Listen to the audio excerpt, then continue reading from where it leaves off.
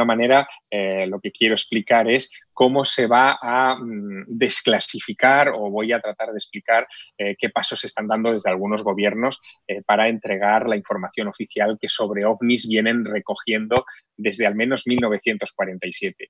La historia es interesante porque en estos últimos meses ha habido algunos movimientos muy curiosos. El pasado 23 de julio, por ejemplo, el diario The New York Times publicaba un artículo, en fin, de dos de sus reporteros que están dedicados precisamente a rastrear todo este tipo de asuntos, sugiriendo que el gobierno de los Estados Unidos puede en algún momento desvelar su información sobre casos de ovnis estrellados. Es el gran tópico, es como el grial de los ovnis, ¿no? Si realmente hubo un accidente ovni en 1947 en Roswell, si hubo otros en los años posteriores, si se mantuvieron en secreto y si la investigación de esas aeronaves recuperadas pudo influir o no en la tecnología de la época.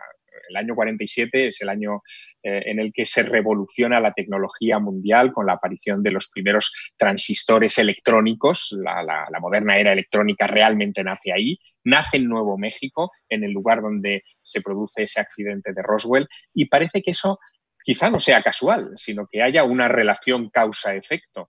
Esto es lo que de alguna manera se está sugiriendo incluso a través de diarios tan oficialistas como el New York Times, y es lo que yo quisiera repasar en mi conferencia, incluso sobrevolando, que creo que sorprenderá, las distintas declaraciones que desde los tiempos de Kennedy, del presidente Kennedy en Estados Unidos, hasta los del presidente Trump, las distintas declaraciones que distintos presidentes de los Estados Unidos han hecho sobre esta cuestión. Es difícil imaginar presidentes del gobierno en España, en Italia, en Reino Unido, en Francia, manifestándose abiertamente en algunas conversaciones con periodistas sobre el tema de los ovnis. Es un tema que no está en la agenda. Sin embargo, en la agenda del presidente de los Estados Unidos, desde la Segunda Guerra Mundial hasta nuestros días, ha sido un tema permanente, ¿no? Y creo que eso también va a ser muy interesante exponerlo con ejemplos en mi conferencia en el Congreso Internacional de Ufología.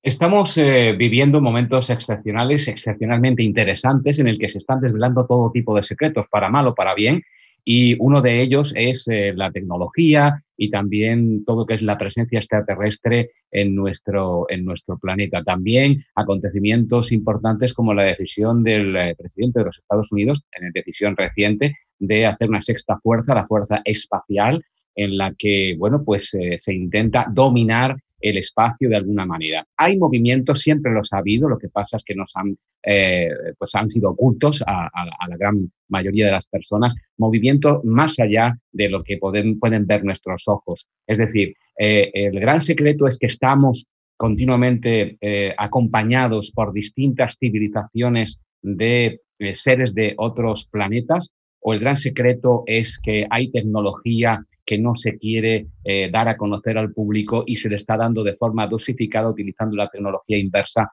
que quizá hayan podido hacer con naves extraterrestres, por ejemplo. Bueno, sobre ese particular, yo creo que lo que estamos viviendo es un cambio progresivo de mentalidad, y me refiero sobre todo de mentalidad pública, ¿no? La gran opinión pública hace solo 30 años, condicionada indudablemente por interlocutores científicos, pensaba que la búsqueda de extraterrestres o considerar que existían civilizaciones extraterrestres era poco más o menos que un argumento de ciencia ficción. Pero todo esto ha cambiado mucho en estos últimos 30 años.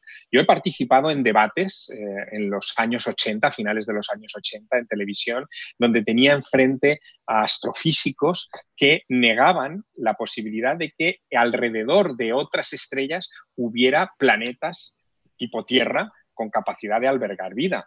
Hoy eso ya no se duda. Es decir, gracias a los avances tecnológicos, sabemos que hay muchísimos planetas, exoplanetas ahí fuera, orbitando sus respectivas estrellas. Es más, hace solamente unas semanas, la Universidad de British Columbia hizo público el último cálculo del número de planetas tipo Tierra que hay en nuestra galaxia. Y ese número es de 6.000 millones de mundos. de planetas rocosos de un tamaño parecido al nuestro, que pueden albergar agua y una atmósfera más o menos desarrollada como la del planeta Tierra, a una distancia parecida a la que tiene la Tierra respecto a su Sol y que puede, por lo tanto, albergar perfectamente una vida muy parecida a la que tenemos aquí en el planeta Tierra. 6.000 millones de mundos, para que nos hagamos una idea, Alfredo, equivaldría a poner un habitante de la Tierra en cada uno de esos planetas solo en nuestra galaxia. Pero es que como la Vía Láctea, como nuestra galaxia, hay 2.000 millones de galaxias ahí fuera.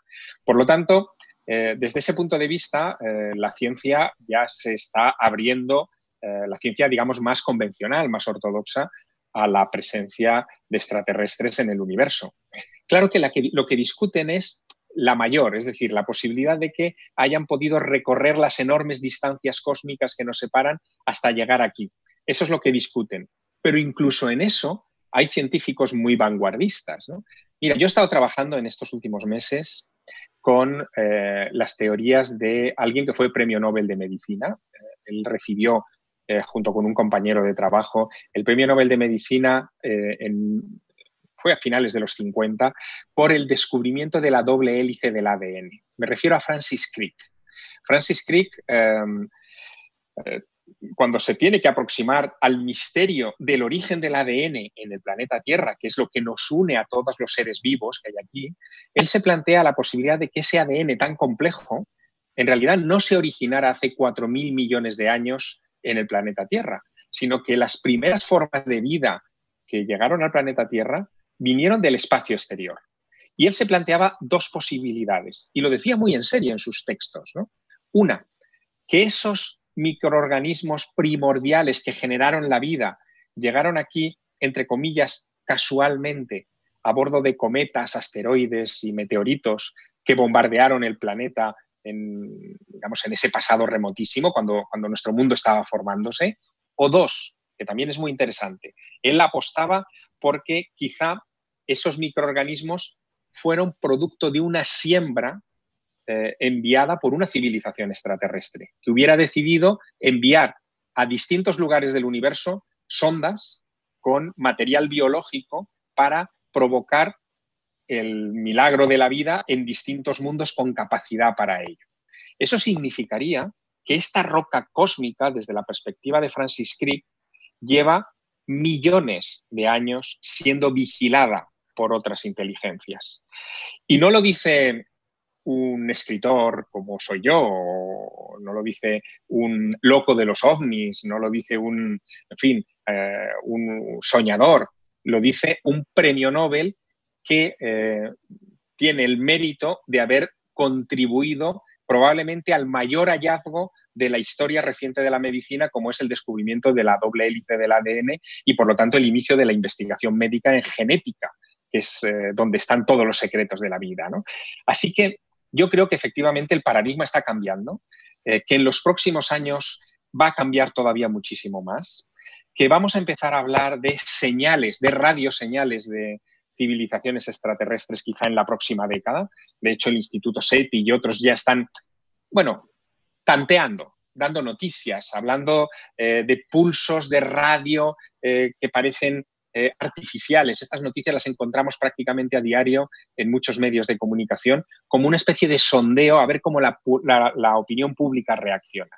Y yo creo que en una década esto estará normalizado y hablaremos de esas civilizaciones y luego tocará dar el siguiente salto, que es el salto de si han estado aquí, si están aquí, si van a estar más adelante aquí. Y ese debate, desde luego, es fascinante desde una perspectiva, insisto, puramente científica y racional. Ya no hablo de otro tipo de perspectivas. Solo desde esa perspectiva ya merece la pena que estemos discutiendo sobre esto y que se abra este debate en un foro tan importante como el Congreso Internacional de Ufología, que tendrá lugar en Barcelona en septiembre.